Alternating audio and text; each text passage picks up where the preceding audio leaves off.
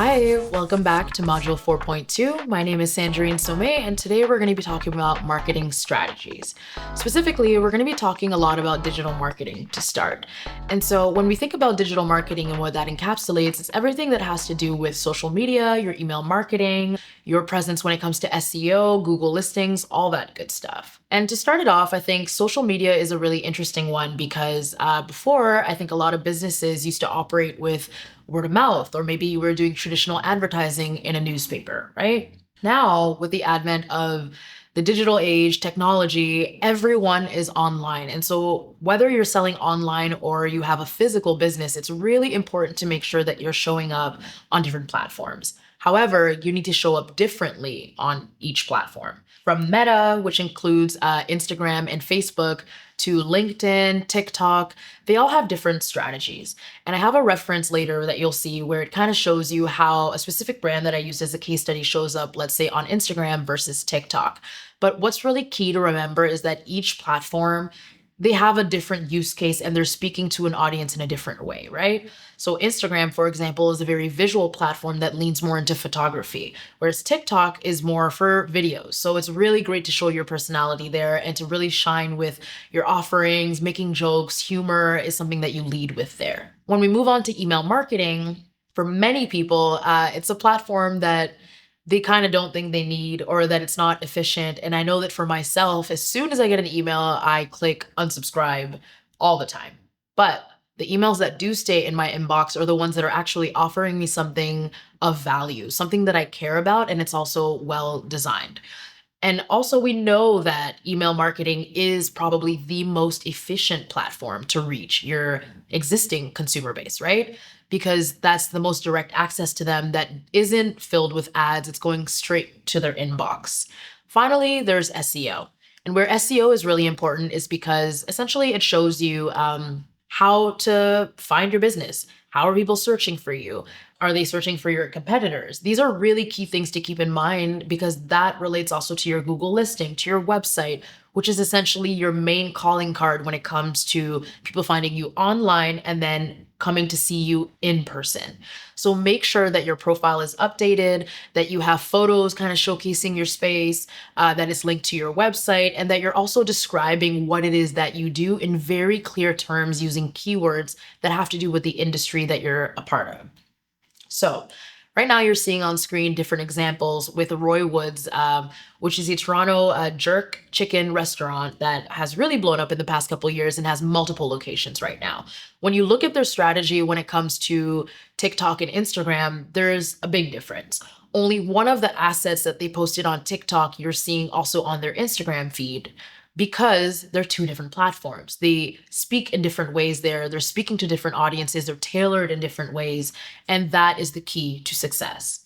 The next slide that you're seeing here is our Nile coffee email marketing flow. And so this was a really pivotal part of our business because it allowed us to move quickly by really just automating and designing a process that can get repeated constantly. So what you're seeing is different funnels, right? There's the welcome message if someone comes to our website for the first time.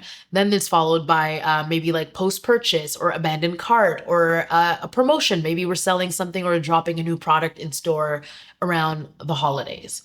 The next part of this is really SEO. So where SEO comes into play is keyword research. And so why this is really important is because not only does it allow you to understand what keywords you should be using for people to find you, those keywords are really helpful also to actually create your social media strategy. Because if you know what people are asking frequently about, whether it be your industry or your product, then you can tailor your messaging on social media, on email, on your website to actually address those needs and then boost engagement and sales. Next, we have some actionable tips. So for me, it's planning, planning, planning, right? You want to make sure that you're using content planning in advance because I understand we all run businesses. It's very time consuming and difficult to just do the thing that you're just actually an expert at, right? And so where content planning comes into play is it allows you to kind of create this in batch in advance, and then you put it into a scheduler. You don't have to worry about anything. It goes out when it needs to without you having to touch anything. Next is really engagement, right? Are you making sure to like, to reply, to comments that are coming through on your social media, because this is a really important way to build community. If people are leaving comments or asking questions and you're leaving them unread or not replying to them, then that is an easy way for them to go to a competitor because they will answer their questions. And finally, a big part to really make sure that you're paying attention to is your analytics and insights. And so when you go to the back end of your social media, you'll really notice that you can tell the different sides. Is it more women or more men that are shopping? What is their age range? Where are they located? Let's say you have a big community in a certain part of Canada, then you can really make sure that you're either tailoring your message to reach them there, if you're selling online, that is, or if this is in person in Toronto, you can see, is it more the downtown core? Is it the GTA? You can tailor it to really be driven to where these people live, where they're spending their time, and also how it is that they're interacting with you. So you'll see different examples here of Planoly, which is a content scheduler. And then again, social media analytics, just how that comes to life with different parts of demographic info that is really, really key to understanding who your consumer is. Again, even if you're not selling online at all, this is a really good thing to understand so that you can tailor your products to be more efficient and to service more of a need when they come in store to visit you. The next thing we're going to talk about is building a community. So I think that this is kind of a buzzword that a lot of people are using right now, and they don't understand that building a community is really important because these are the people who are going to tell you how you can innovate. These are the people who are going to use word of mouth, become loyal advocates, and really bring more people to your store. So you want to make sure that everyone who comes to visit you in person, you're treating with a lot of respect, and also you're infusing your branding in everything that they do so that they can go out and really speak to who you are in a more efficient way. And like I said, there's a lot of opportunity for feedback here and co-creation in a sense, because if you're finding that you're asking questions and they're giving their opinion, then you can tailor your offering in person to really reflect what that core consumer, that 20% of people who are your biggest advocates and end up being 80% of your revenue, if they're happy, then a broader community is also happy. And a way to do this is by doing events, like building community through workshops, in-store events, bringing people along. And so here you'll see an example of Ode, which is a Black-owned boutique hotel that is based in Toronto. And what they do really well is that they actually do a lot of events and workshops on their rooftop. So these events aren't even geared towards people who are necessarily staying with them, but it could be someone who lives in Toronto who does not need to go to their business because they have their own apartment, they have their own home, but by action of going there and having a great time, hey, if a friend's coming into town, maybe you'll tell them, I know a hotel or I know a place you can stay. So this is really why it's important to create opportunities for people to really engage in your space beyond just the products that you're selling. And again, I have a couple case studies here, like Harriet's Bookshop, which is a really amazing bookshop library in the US. And what they've done is they've managed to create an amazing ecosystem of different panels, workshops, kids' books readings, different things that really bring people in and to sit there, partake in community, just giving a sense of belonging and a space where people can come and just relax. It really does not have to be to drive sales of products, but truly by default of doing that, you're inviting a wider community to come in and really just feel like they are at home. And finally, when we talk about different events and things that you can do in store, I think driving it back to product and not just necessarily having people enjoy the space, you could do things like product launches, right? If you're launching a new SKU or you have something entirely new that you're bringing, why not do it with a launch event? Why just advertise it on your social media when you could have people actually come in store and partake? And so another case study that you're seeing here is Kuchara, which is a Filipino-owned, women-owned business based in Toronto as well. And they are a jewelry shop, but they host a variety of things like come learn about diamonds, or whether it's like real diamonds or lab-grown diamonds. Come learn about what it means to actually buy sterling silver, different types of silver, gold, the different metals.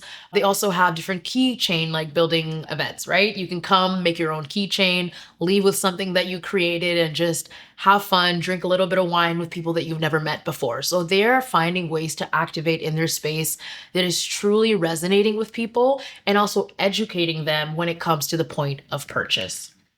Another example is Nile. Like I've spoken about a bunch throughout this series so far. And a thing that we do is we like to partner with a bunch of other businesses. So collaborations in a sense of if your space at the time, we did not have a space. If we don't have a space or you want to activate the community, but you don't really have a place to do it, then why not think about reaching out to other people in your network, right? How can you collaborate, cross promote, and then find another space where you can bring people and really showcase what it is that you're about? And so in this example, we had this incredible networking event. People showed up at 10 a.m., a bunch of people. We gave away free coffee, and it was truly like a networking event where they were just, we set it up like it was a school gym, right? And this was in partnership with Studio AM, which is a production company, so a completely different industry. But because we serve the creative community with the coffee that we make, this was a natural alignment and it really brought out some great people and we got a lot of great feedback as well.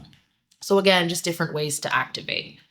So when it comes to community engagement, I put together more audits, more exercises, and this is really just about looking at where you're at right now and figuring out who are potential collaborators. What are key events or things that I could be doing in store? What are other avenues that I can really find ways to partner with, whether it be local influencers, content creators, network in your community, just people that can come and really like amplify this message that you're doing, whether it be again in person or online.